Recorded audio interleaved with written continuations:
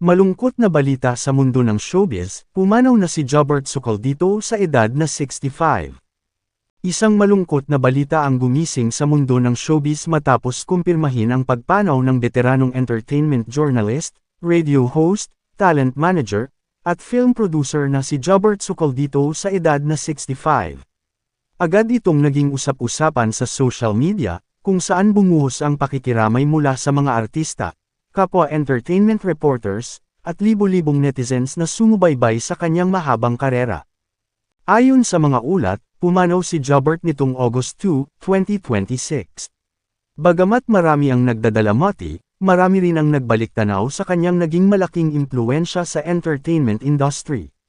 Sa loob ng maraming taon, nakilala siya bilang isang prangka at matapang na entertainment journalist na hindi natatakot magbigay ng opinyon at maglabas ng mga balitang pinag-uusapan ng publiko.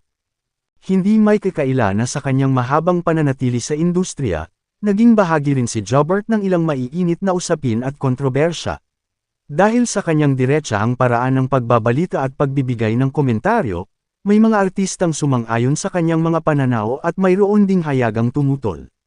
Gayunpaman, para sa marami, isa itong patunay na naging makabuluhan ang kanyang papel sa showbiz journalism at naging bahagi siya ng mahahalagang diskusyon sa industriya. Sa kabila ng iba't ibang isyong kanyang hinarap sa paglipas ng mga taon, kinilala pa rin siya ng marami bilang isang taong naglaan ng malaking bahagi ng kanyang buhay sa paghahatid ng entertainment news. Marami sa kanyang mga kasamahan ang nagsabing hindi matatawaran ang kanyang dedikasyon sa trabaho at ang kanyang pagmamahal sa larangan ng showbiz reporting. Bago ang kanyang pagpanaw, napaulat na siya ay nakaranas ng ilang problemang pangkalusugan at naospito. Sa ngayon, wala pang inilalabas na opisyal na pahayag ang kanyang pamilya tungkol sa eksaktong sanhi ng kanyang pagyaw.